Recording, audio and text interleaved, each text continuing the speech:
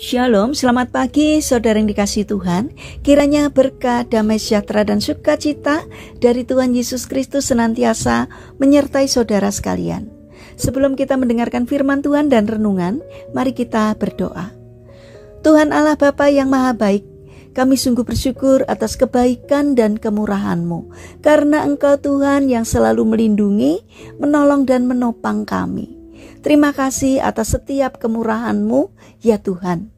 Jika sebentar lagi kami akan mendengarkan firman-Mu, urapilah kami dengan Roh Kudus-Mu, agar kami bisa mengerti dan memahami apa yang Tuhan sampaikan kepada kami, agar karakter kami semakin hari semakin bertumbuh menjadi lebih baik, sehingga semakin berkenan di hati Tuhan.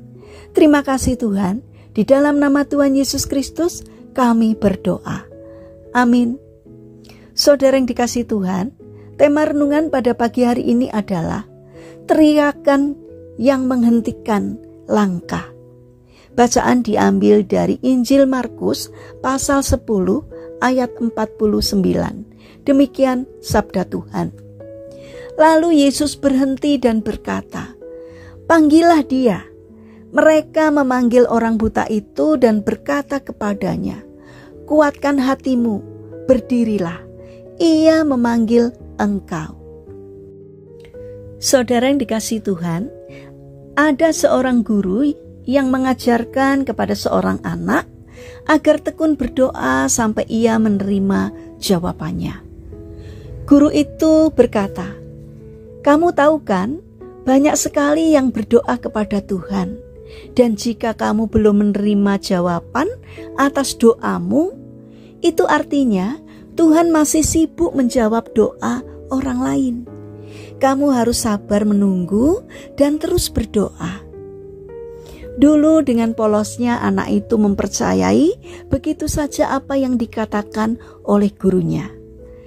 Tetapi setelah dewasa, ia mulai mengerti pesan yang ingin disampaikan melalui pengajarannya, yaitu tentang ketekunan di dalam berdoa.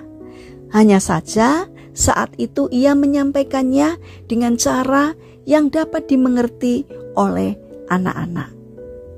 Saudara yang dikasihi Tuhan, dalam bacaan firman Tuhan hari ini, kita melihat bagaimana Yesus menyuruh orang memanggil Bartimeus untuk datang kepadanya.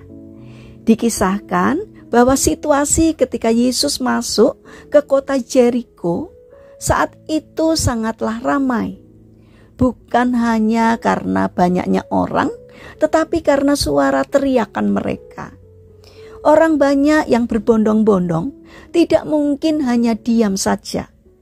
Memang Alkitab hanya menyoroti tentang Bartimeus yang berseru kepada Yesus. Tetapi sudah barang tentu ada banyak orang yang berseru-seru kepada Yesus saat itu. Dalam kondisi yang demikian itu, tentu sulit untuk mendengar secara jelas teriakan masing-masing orang.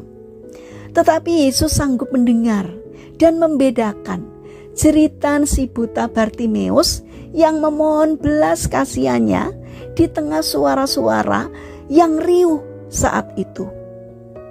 Penting kita mengingat hal ini, bahwa Yesus akan selalu mendengar jeritan kita. Dan ia tetap peduli sekalipun situasi di sekeliling kita sepertinya sangat sulit. Jeritan kita dalam doa akan membuat ia menghentikan langkahnya dan kemudian mencari sumber jeritan itu, lalu menyatakan pertolongannya. Yesus tidak pernah terlalu sibuk sehingga ia mengabaikan orang-orang yang berseru kepadanya.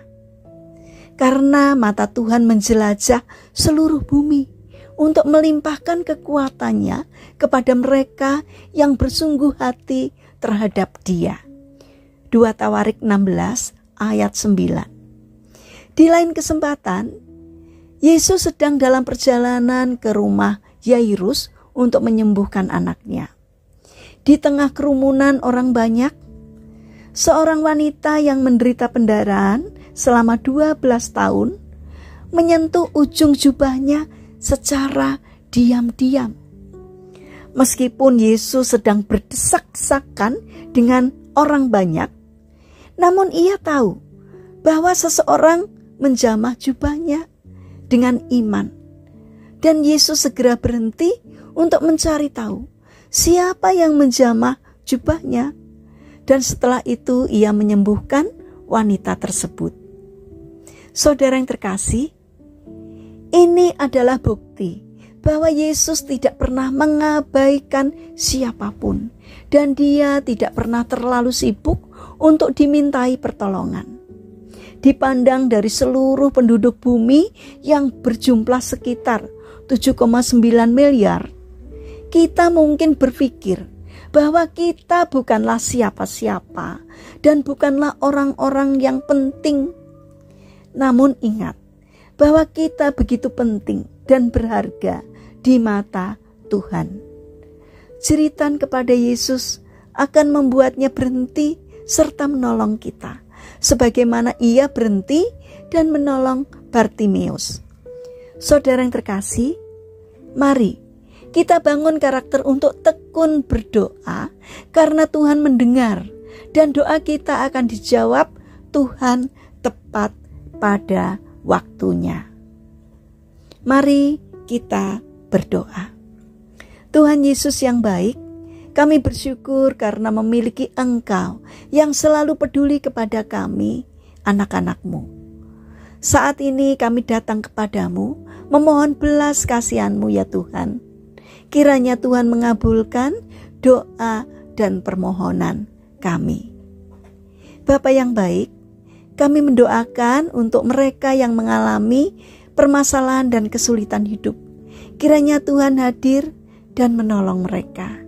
Bagi mereka yang sakit, kiranya Tuhan berkenan untuk memberkati dalam setiap upaya yang dilakukan, sehingga mereka segera memperoleh kesembuhan dari Tuhan.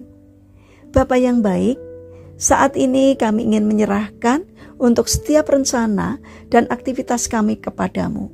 Berikanlah ketekunan dan semangat kepada kami di dalam menjalani aktivitas kami hari ini. Kami memohon kiranya Tuhan memberkati kami. Terima kasih Tuhan, kami percaya bahwa Tuhan akan mengabulkan setiap permohonan kami. Dalam nama Tuhan Yesus Kristus kami berdoa. Amin. Puji Tuhan, saudara yang terkasih, kiranya firman Tuhan dan renungan pagi ini dapat menjadi berkat bagi kita semua. Haleluya.